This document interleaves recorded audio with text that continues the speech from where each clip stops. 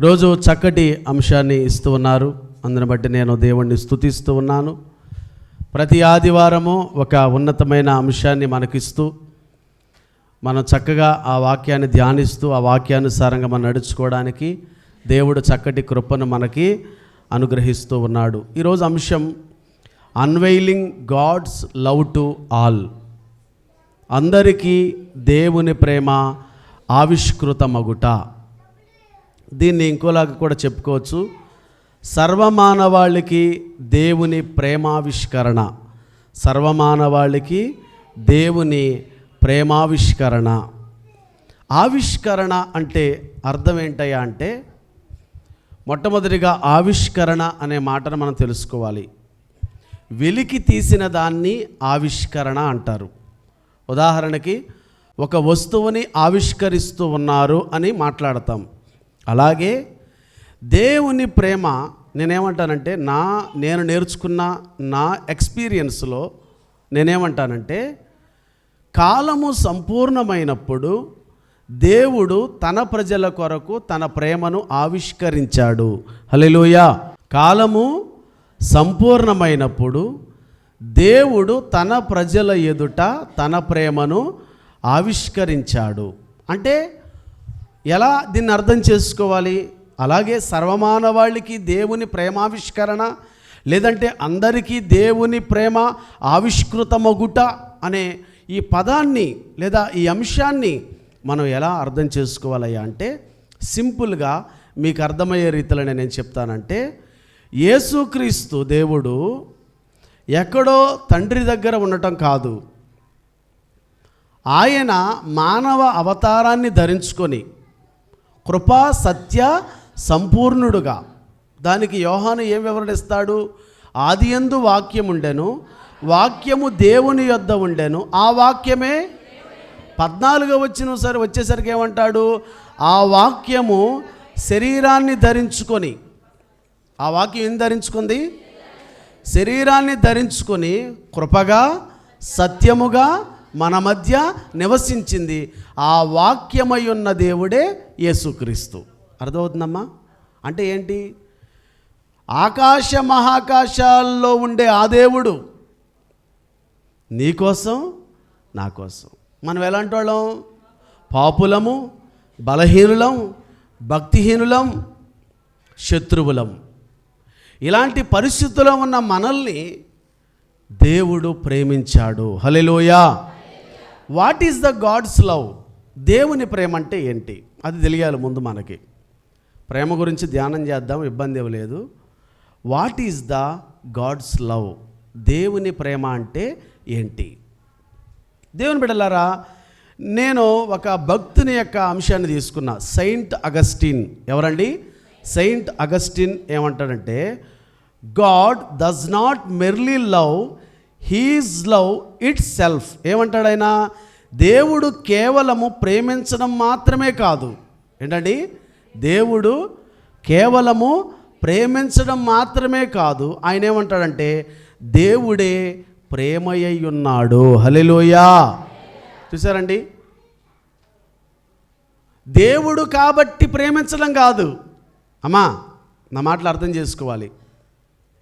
దేవుడు ప్రేమామయుడు కాబట్టి ప్రేమించడం కాదు, అసలు దేవుడు అంటేనే ప్రేమ. అది మనం అర్థం చేసుకోవాలి. అందుకే బాప్తీసం తీసుకొని కూడా తప్పులు చేస్తున్నా, బాప్తీసం తీసుకోకుండా తప్పులు చేస్తున్నా దేవుడు ఎందుకు క్షమించి విడిచిపెట్టేస్తున్నాడు అంటే, ప్రేమ కలిగిన వాడు అనేది పక్కన పెట్టండి. ఆయనే ప్రేమ కాబట్టి. అంటే ఆయనలో ద్వేషము కానీ, ఆయనలో కపటము కానీ, ఆయనలో స్వార్థము కానీ, ఆయనలో నిష్ఠూరము కానీ, ఒకవేళ మనము ఆయనకు వ్యతిరేకంగా నడుస్తున్నా ప్రతీకారము తీర్చుకోలేడు. ఎందుకు తీర్చుకోలేడు? అసలు ఆయన ప్రేమే కాబట్టి ఆయనలో ఇక మనుష్య స్వభావం లాంటి స్వభావం ఆయనలో ఇసుమంతా కూడా ఉండదు. అందుకే అన్నిసార్లు తప్పు చేసినా మోకరించి, ప్రభువా ఈరోజు బల్లారాన్ని తీసుకున్నానయ్యా, ఈ నెలలో ఎన్నో తప్పులు చేశానయ్యా, తెలిసే చేశానయ్యా అని మనం అడుగుతున్నా దేవుడు ఏం చేస్తున్నాడు? క్షమిస్తున్నాడు. ఇది వాస్తవం.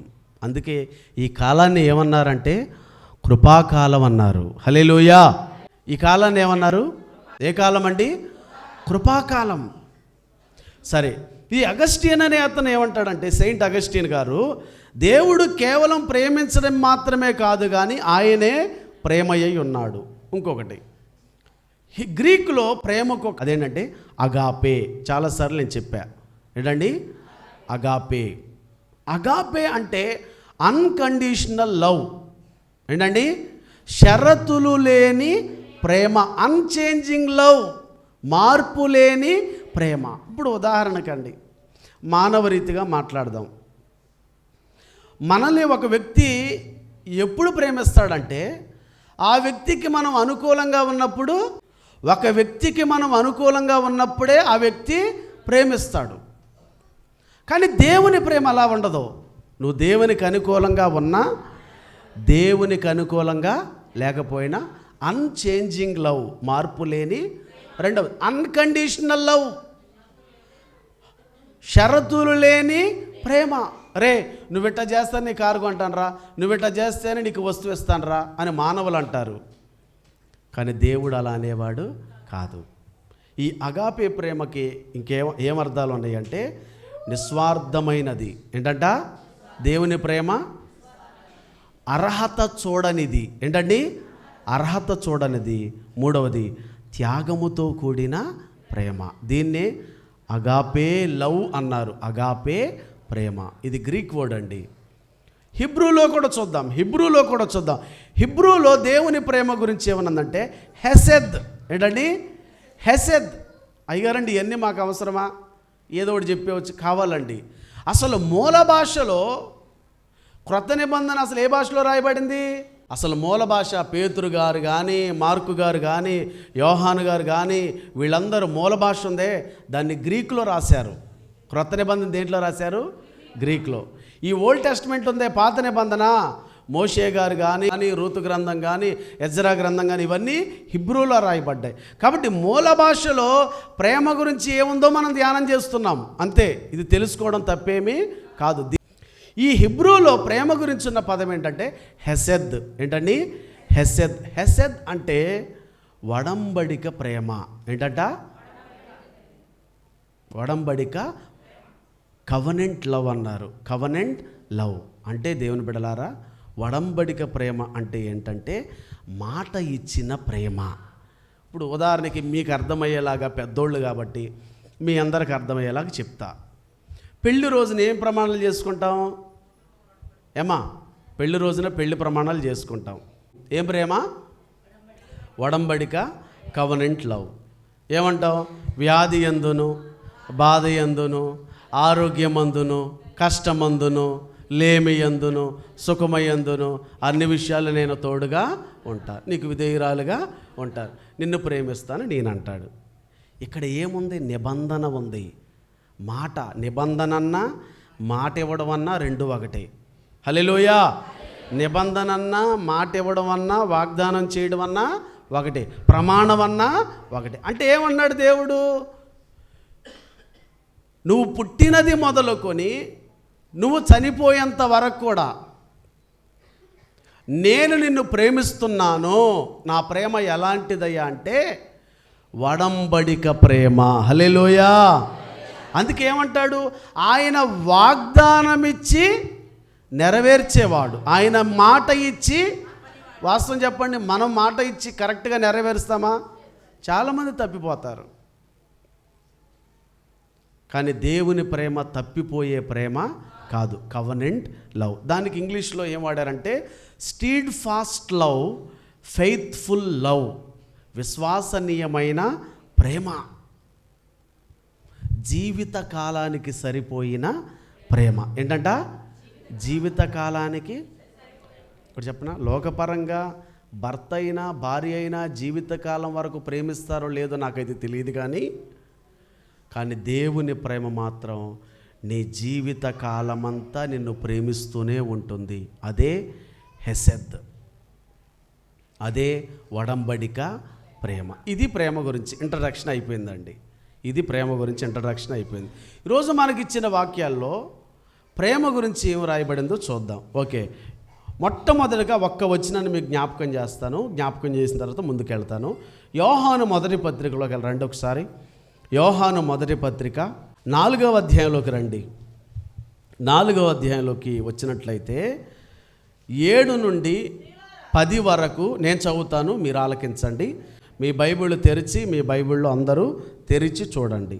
ప్రియులారా, మనము ఒకరినొకడు ప్రేమింతము, ఏలయనగా ప్రేమ దేవుని మూలముగా కలుగుచున్నది.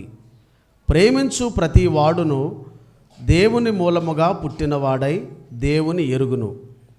దేవుడు ప్రేమాస్వరూపి, ప్రేమ లేనివాడు దేవుని ఎరుగడు.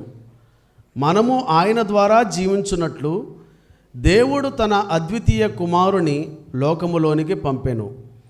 దీనివలన దేవుడు మన యందుంచిన ప్రేమ ప్రత్యక్షపరచబడెను. మనము దేవుని ప్రేమించితిమని కాదు, తానే మనలను ప్రేమించి మన పాపములకు ప్రాయశ్చిత్తమై ఉండుటకు తన కుమారుని పంపెను. ఇందులో ప్రేమ ఉన్నది. హల్లెలూయా. యోహాను ఏమంటాడు?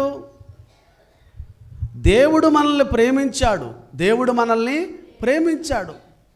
ఎక్కడో ఆకాశ మహాకాశాల్లో ఉండే ఆ దేవుడు, ఎక్కడో తండ్రి యొద్ద ఉండే ఆ యేసుక్రీస్తు ప్రభువారు నిన్ను నన్ను ప్రేమించి తన ప్రేమను మన ఎదుట ఆవిష్కరించాడు.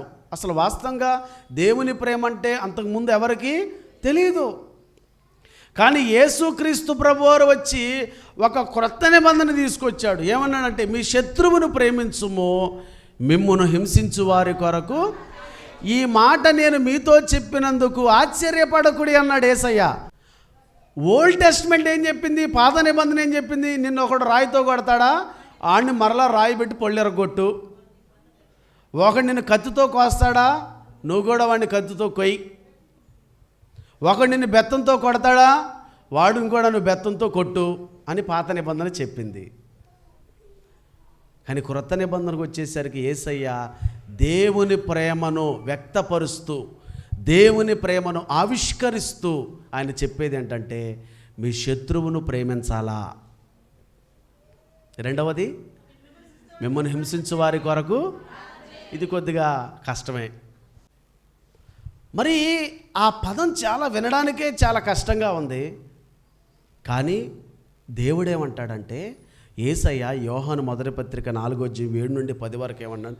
నేను మిమ్మల్ని, మీరు శత్రువులై ఉండగా నేను మిమ్మల్ని ప్రేమించా, మీరు పాపులై ఉండగా నేను మిమ్మల్ని ప్రేమించా, మీరు భక్తిహీనులై ఉండగా నేను మిమ్మల్ని అలాగే మీరు కూడా సమాజంలో ఉన్న మీ పొరుగువారి ఎడల కూడా అదే విధంగా ఉండాలి. అప్పుడు మీరు ఏం చేస్తారు అంటే, నా ప్రేమను ఇతరుల ఎదుట మీరు ఆవిష్కరిస్తున్నారు. హల్లెలూయా. గట్టిగా చప్పట్లు కొట్టండి. ఇప్పుడు దేవుడు మనల్ని ప్రేమించి తన ప్రేమను మన ఎదుట వ్యక్తపరిచాడు, ఆవిష్కరించాడు. అదే ప్రేమను నువ్వు శత్రువుకు చూపించావనుకో, అదే ప్రేమ నిన్ను తిట్టేవారికి చూపించావనుకో, అదే ప్రేమ నిన్ను హింసించేవారి ఎదుట నువ్వు చూపించావనుకో, నువ్వు కూడా ఏం చేస్తున్నావు? యేసుక్రీస్తులాగా నువ్వు దేవుని ప్రేమను ఆ ఎదుటివాని ఎదుట నువ్వేం చేస్తున్నావంటే ఆవిష్కరిస్తున్నావు, వ్యక్తపరుస్తున్నావు, ప్రత్యక్షపరుస్తున్నావు. అందుకే ఇక్కడ ఏమన్నాడు 9వ వచనంలో, మనము ఆయన ద్వారా జీవించున్నట్లు దేవుడు తనకు అద్వితీయ కుమారుని లోకములోనికి పంపెను. దీనివలన దేవుడు మన యందుంచిన ప్రేమ. అది శత్రువుని ఎందుకు ప్రేమించాలయ్యా అంటే, నువ్వు శత్రువై ఉండగా దేవుడు నిన్ను ప్రేమించాడు కాబట్టి నువ్వు కూడా నీ ఎదుట ఉన్న నీ శత్రువుని ప్రేమించాలి. ఇదే వచనాలకు సంబంధించిన వాక్యమే యోహాను సువార్త పాఠం చదివారు చూడండి, దాంట్లో ఉంది చూడండి. యోహాను సువార్త 15వ అధ్యాయం, యోహాను సువార్త 15వ అధ్యాయములో 9వ వచనం చూడండి ఎంత గొప్ప వచనమో. యోహాను సువార్త 15:9 వచనం, తండ్రి నన్ను ఎలాగూ ప్రేమించెనో నేనును మిమ్మును అలాగు ప్రేమించి తిని. తండ్రి నన్ను ఎలాగూ ప్రేమించెనో నేనును మిమ్మును అలాగు ప్రేమించి తిని, నా ప్రేమయందు నిలిచియుండుడి. హల్లెలూయా. నేను నా తండ్రి ఆజ్ఞలు గైకొని ఆయన ప్రేమయందు నిలిచియున్న ప్రకారము మీరును నా ఆజ్ఞలు గైకొనిన ఎడల నా ప్రేమయందు నిలిచియుందురు. 12వ వచనం, నేను మిమ్మును ప్రేమించిన ప్రకారము మీరొక్కనినొకడు ప్రేమించవలననుటయే నా ఆజ్ఞ. హల్లెలూయా. ఏమంటున్నాడు యేసుక్రీస్తు ప్రభువారు? తండ్రి నన్ను ఏం చేశాడు? ప్రేమించాడు. తండ్రి నన్ను ప్రేమించాడు. ఆ ప్రేమను నేను మీకు పంచా. అలాగే మీరేం చేయాలంటే ఆ ప్రేమను ఇతరులకు పంచాలి. హల్లెలూయా. మిషనరీస్ చేసింది అదేగా. ఏం చెప్పారండి? ప్రేమించిన ప్రకారం మనం కూడా ఇతరులను ప్రేమించాలి. ఎప్పుడైతే అలా ప్రేమిస్తామో మనం కూడా దేవుని ప్రేమను ఇతరుల ఎదుట ఏం చేస్తున్నాం? ఆవిష్కరిస్తున్నాం. ఏమండి, ఈరోజు తమిళ్ భాషలో బైబిల్ చదువుతున్నారు, కానీ ఆ తమిళ్ భాషలో బైబిల్ రావడానికి కారకులు ఎవరు తెలుసా? బర్తలోమయి జిగెన్బర్గ్.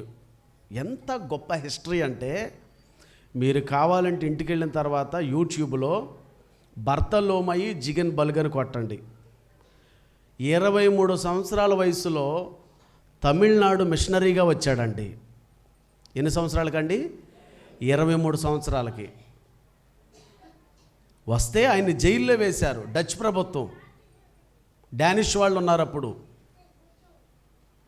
తర్వాత మరలా దేవుని బిడ్డలారా జైల్లో నుంచి బయటకు వచ్చిన తర్వాత ఇసుకలో తమిళం నేర్చుకొని ఈరోజు తమిళ భాషలో అందరూ బైబిల్ చదువుతున్నారంటే ఆ 23 సంవత్సరాల యవనస్తుడు చేసిన గొప్ప త్యాగం. హల్లెలూయా. ఈరోజు మనం ఇంగ్లీషే సరిగ్గా రాదు,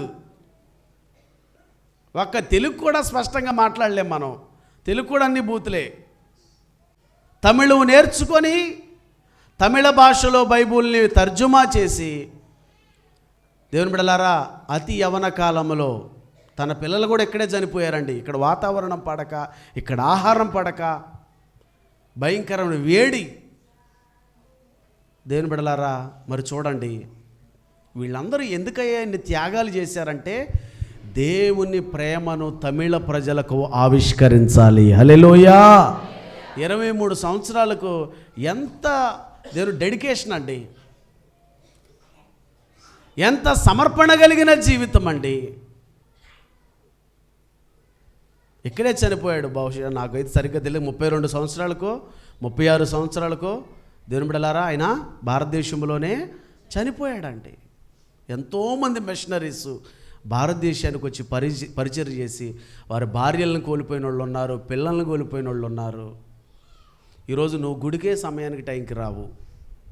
ఏమండి, ఒక్క ఆదివారపు ఆరాధనకే మనం సమయానికి రాలేకపోతున్నామే. మనం పరలోక రాజ్యానికి ఎలా వెళ్తామండి?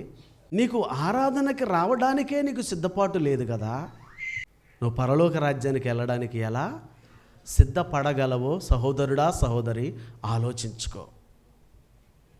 ఎన్ని పనులున్నా వాటిని పక్కన పెట్టి నువ్వు దేవుని సన్నిధికి రావాలా. గడిపేది ఒక్క ఆదివారం, అది 2 గంటలు. దాన్ని కూడా మనం ప్రశాంతంగా గడపపోతే ఇంకా మన జీవితాల్లో ఎలా ఆశీర్వాదాలు వస్తాయి? నీ సన్నిధి ఆవరణములో ఒక దినము గడుపుట. జిగెన్బర్గ్ గారండి, నేను చదువుతుంటే నా కళ్ళంటి నీళ్ళు వచ్చినాయి. ఇసుక మీద తమిళం నేర్చుకొని తమిళ భాషలో బైబిల్ తర్జుమా చేసి ఇక్కడే చచ్చిపోయాడు.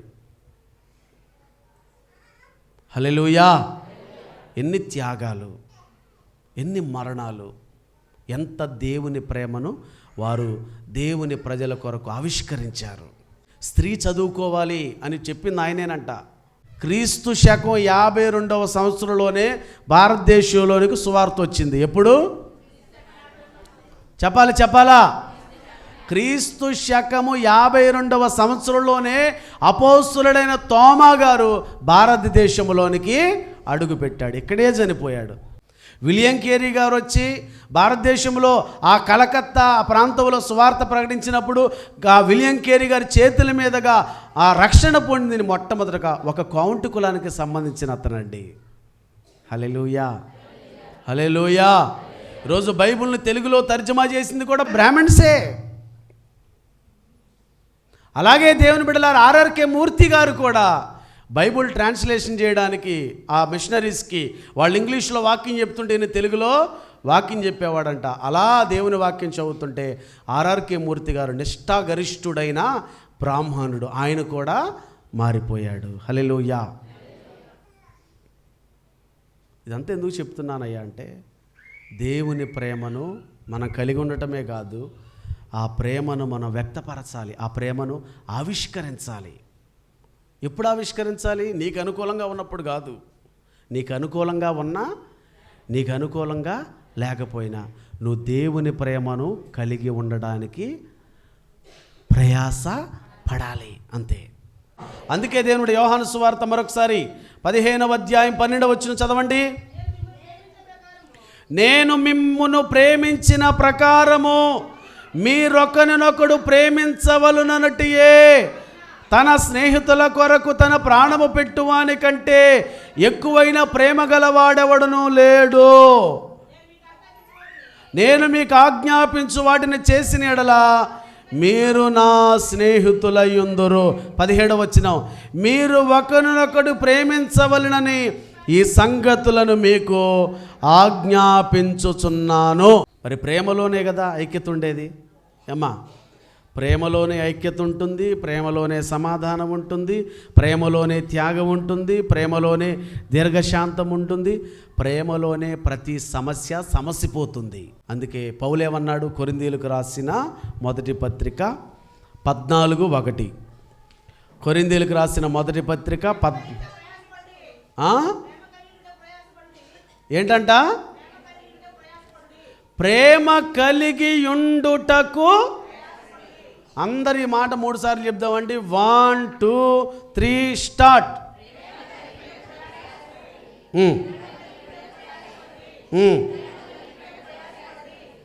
దేని కలిగి ఉండడానికి అంటే ప్రేమించడం చాలా కష్టమనేగా. ఏమా ప్రేమ కలిగి ఉండటం కష్టమనేగా ఈ మాట అన్నాడు పౌలు. కష్టమైనా ప్రయాసపడాలి. మరి అండి జిగిన్ బల్ గారిని తీసుకొస్తే జైల్లో వేశారంట. ఎవరు వేసింది? ఆళ్ళ ప్రజలే. వాళ్ళ ప్రజలే వేశారు. నా పర్మిషన్ లేకుండా అసలు ఇక్కడికి ఎందుకు వచ్చావు?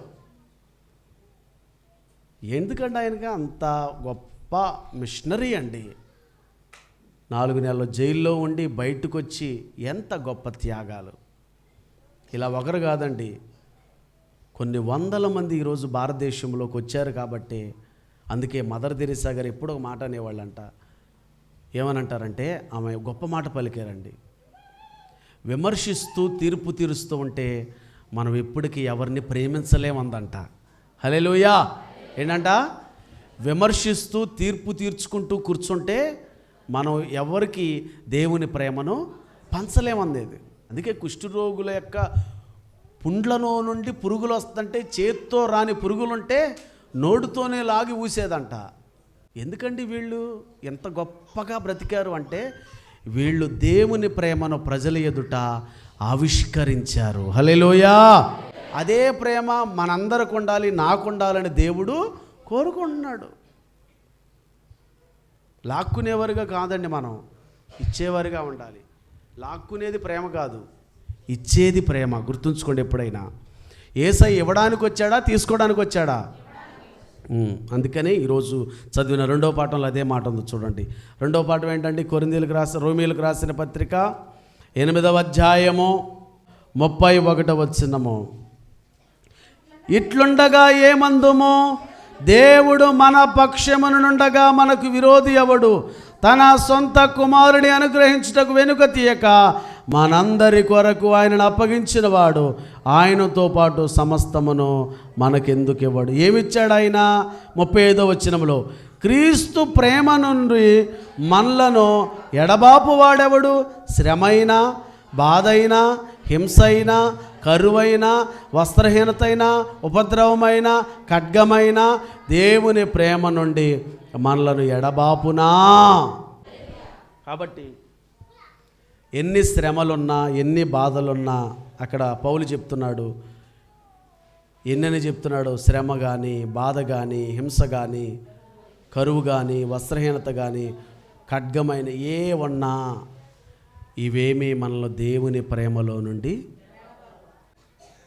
భారతదేశంలో నాకు ఈరైతే గుర్తులేదు కానీ భారతదేశంలో మొట్టమొదటి ప్రొటెస్టెంట్ చర్చి కట్టినవాడు బర్తలోమయి జిగెన్ బల్గ్ BALG.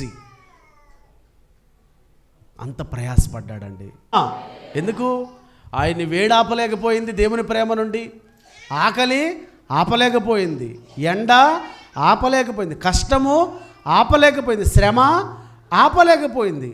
నీకు అనుకూలంగా ఉంటేనే దేవుణ్ణి ప్రేమ కలిగి ఉండటము కాదు. పరిస్థితులు తారుమారుగా ఉన్నా నువ్వు దేవుని ప్రేమ నుంచి బయటికి రాకూడదండి.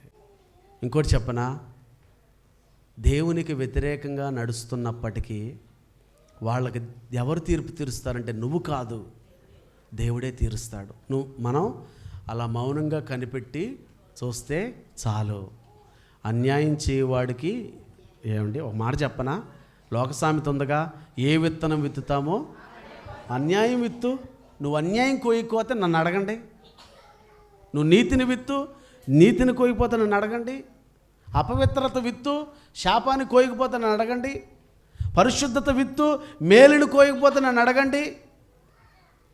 మనం చేసే మన బుద్ధులను బట్టి కాదా మన జీవితాలు ఉండేది? చెప్పండి అమ్మా, చెప్పండి అండి. మన బుద్ధుల్ని బట్టి కాదా, మన జీవితాలను బట్టి కాదా? ఎవరి మీదో నిందలేయొద్దండి. ఒకటి గుర్తుంచుకోండి, పౌలు ఎన్నో బాధలు పడ్డాడు. కాండ్రకి చుమ్మేశారు ఆయన మీద, అంగీలు లాగి కొరడాలతో కొట్టారు, రాళ్లతో కొట్టారు, జైల్లో వేశారు, బొండ వేసి బిగించారు, చంపేద్దామని చూశారు, స్నేహితులు మోసం చేశారు. ఆయన ఎన్నో శ్రమలు పడ్డాడు. గొప్ప మిషనరీగా అద్భుతంగా దేవుని పరిచర్యను చేశాడు. నేను ముగించేస్తున్నాను దేవుని బిడ్డలారా, 1-2 వచనాలతో ముగించేస్తాను. ఆఖరిగా కొరింథీయులకు రాసిన మొదటి పత్రిక 13వ అధ్యాయంలోకి వెళదాం. కొరింథీయులకు రాసిన మొదటి పత్రిక 13వ అధ్యాయంలోకి వెళితే 4వ వచనం చదవండి. ఏంటంట? ప్రేమ దీర్ఘకాలము సహించును, దయ చూపించును, ప్రేమ మత్సరపడదు, ప్రేమ డంబముగా ప్రవర్తింపదు, అది ఉప్పొంగదు, అమర్యాదగా నడువదు, స్వప్రయోజమును విచారించుకొనదు, త్వరగా కోపపడదు, అపకారమును మనస్సులో ఉంచుకొనదు, దుర్నీతి విషయమై సంతోషపడక సత్యమునందు సంతోషించును, అన్నిటికీ తాళుకొనును, అన్నిటినీ నమ్మును, అన్నిటినీ నిరీక్షించును, అన్నిటినీ ఓర్చును. ప్రేమ శాశ్వత కాలముండును, ప్రవచనములైనా నిరర్ధకములగును, భాషలైనా నిలిచిపోను, జ్ఞానమైన నిరర్ధకమగును. కానీ 13వ వచనం, విశ్వాసము, నిరీక్షణ, ప్రేమ ఈ 3ను నిలుచును, వీటిలో శ్రేష్టమైనది ప్రేమయే. నువ్వు ప్రేమ కలిగి ఉంటున్నావా? నువ్వు ప్రేమ కలిగి ఉంటే నీలో ఈ లక్షణాలు ఉండాలి. 4వ వచనం నుండి 13వ వచనం వరకు ఉన్న లక్షణాలు ఉంటే నీలో ఏమున్నట్టు? దేవుని ప్రేమ ఉన్నట్టు. మరి దేవుని ప్రేమ ఉన్నవాడు ఏం చేస్తాడు? సహిస్తాడు, దయ చూపిస్తాడు, ప్రేమ చూపిస్తాడు, మత్సరపడడు. డంబముగా అంటే 2 రకాలుగా ప్రవర్తించడం డంబము. అమర్యాదగా నడుచుకోడు, సొంత ప్రయోజనం, త్వరగా కోపపడడు, అపకారమును మనసులో ఉంచుకోడు. కొంతమంది అపకారాన్ని మనసులో ఉంచుకుంటారు, చాలా తప్పండి అది. అయ్యగారు 10 సంవత్సరాల క్రితం నన్ను ఏం చేశాడో తెలుసా, నేను వదిలిపెడతాను అనుకుంటున్నారా? సమయం రాని ఈ లోపల నువ్వు గుడుక్కంటే తప్పండి, అది చాలా తప్పండి. అది ప్రేమ కలిగిన వాడు అపకారమును మనసులో ఉంచుకోదు. ఒకటి చెప్తానండి, దేవునికి అప్పగించండి. హల్లెలూయా.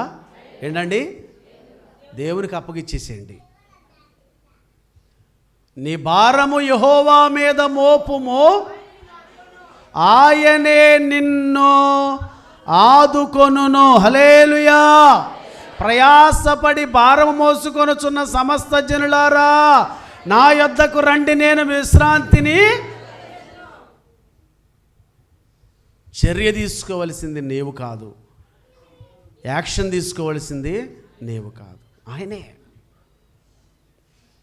ముగింపు నా మాట ఏంటంటే, అన్నిటికంటే విలువైనది ప్రేమ. అది శ్రేష్టమైనది.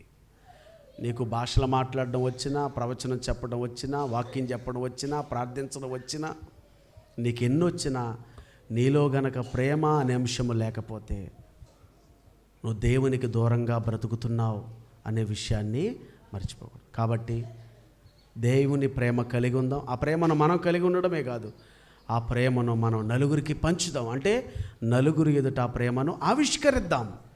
అట్టి కృపను దేవుడు మనందరికీ అనుగ్రహించును కాక.